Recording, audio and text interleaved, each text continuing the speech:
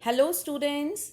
So here Raminder Kaur and as we have started chapter number 4 Animal Kingdom, and we are on the last phylum, that is Chordata.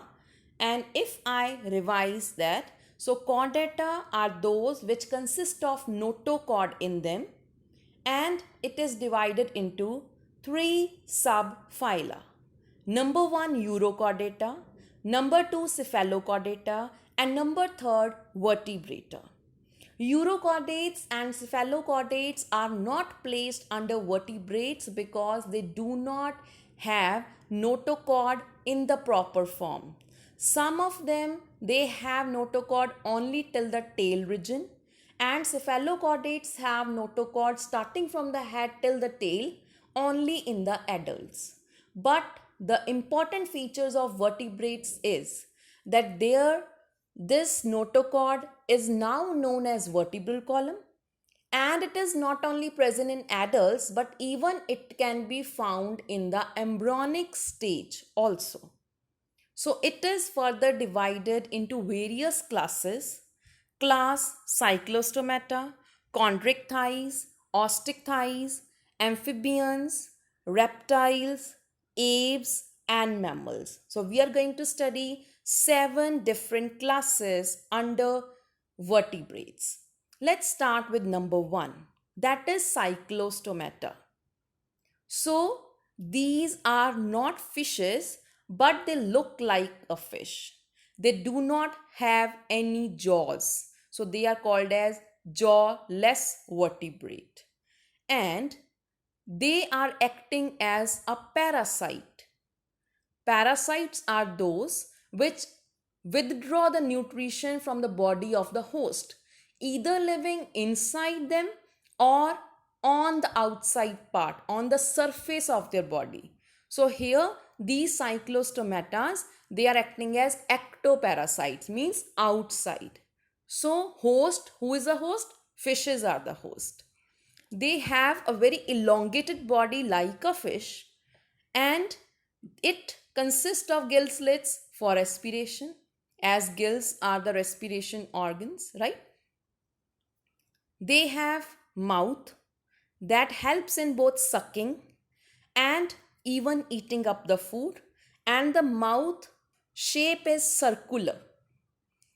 They do not have any jaw, so that is a very peculiar feature, so must underline it. Their body does not contain any scales. So, scales are the spine like structures that are present on the body, on the outer surface. We call it as a very important feature in fishes, as cyclostomatas are not fishes, so they do not have any scales, and even they do not contain any paired fins. Like you can see the difference. On the lower side, fishes picture is there, and on the upper side, cyclostomata picture is there. Can you see the differences?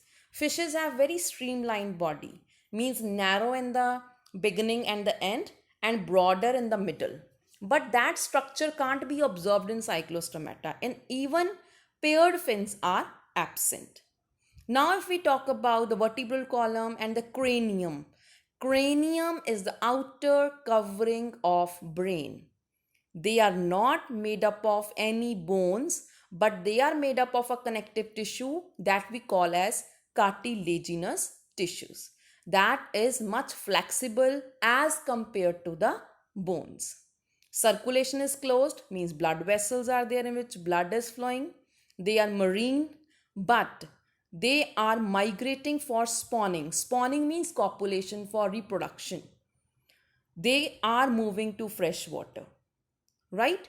So spawning is the process like copulation, in which mating is taking place between the male cyclostomes and the female cyclostome. So they are moving from one location to another, and after spawning, after copulation, they are usually dying. Their larvas are there, means indirect development takes place. Metamorphosis is the process, like generally we say when there is adult lay eggs, and then eggs are changing into larva is changing into again adult. So this cycle, This alternation of generation is called as metamorphosis. These larvae, they return to the ocean and larvae give rise to a new individual. So petromyzon example you have to remember. Now let's come to the second class under vertebrates, that is chondric thighs. They are also marine. They have a very well streamlined body. So streamlined body is helping in easy swimming in the water. That's why if you see the structure of aeroplane, the birds are also of the same shape. Boats are also designed in the same shape. So streamlined body helps them to flow easily in the water.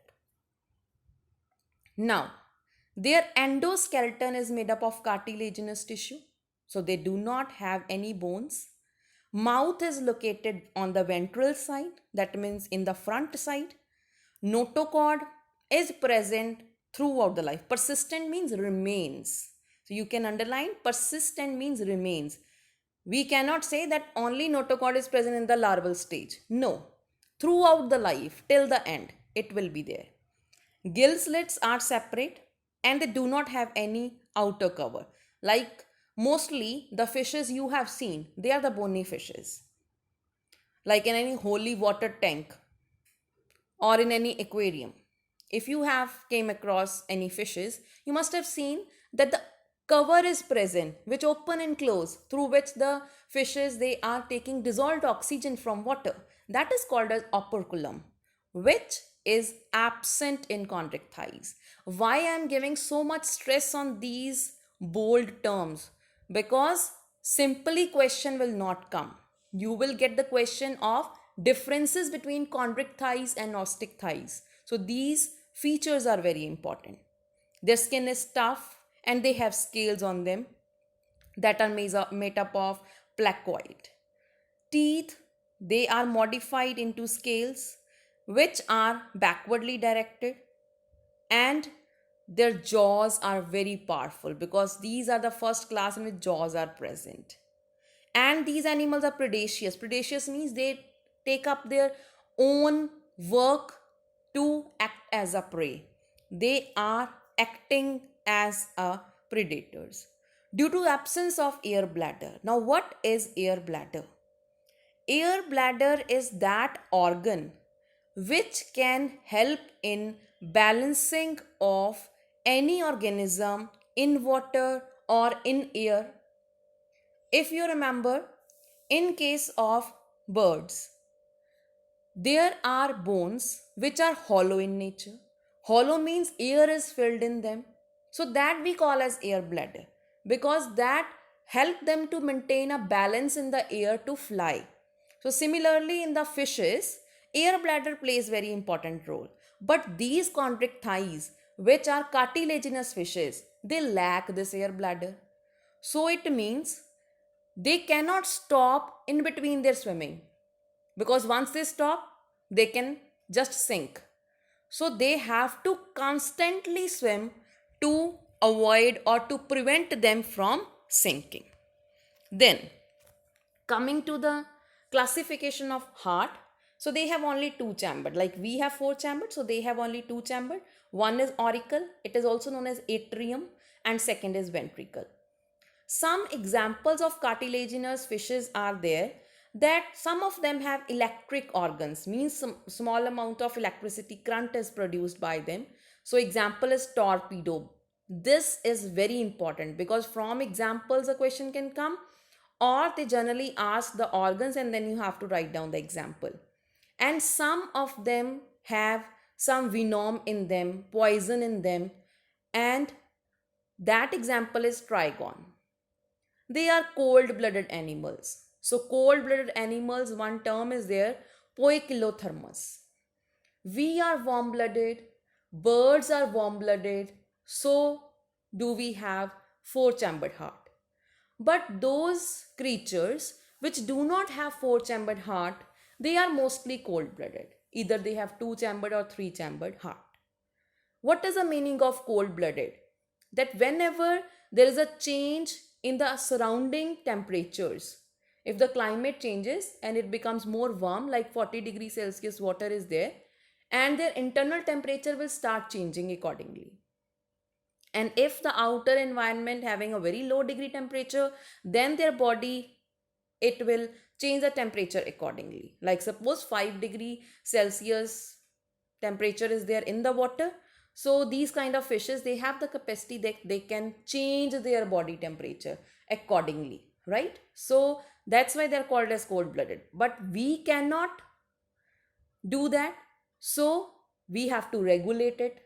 These days, as in summers, we need air conditioners, coolers, fans, so that we could maintain our body temperature at 37 degrees Celsius. Outside it can be 42, it can be 45, but our body temperature will remain same because we have to regulate it. Otherwise you will sweat.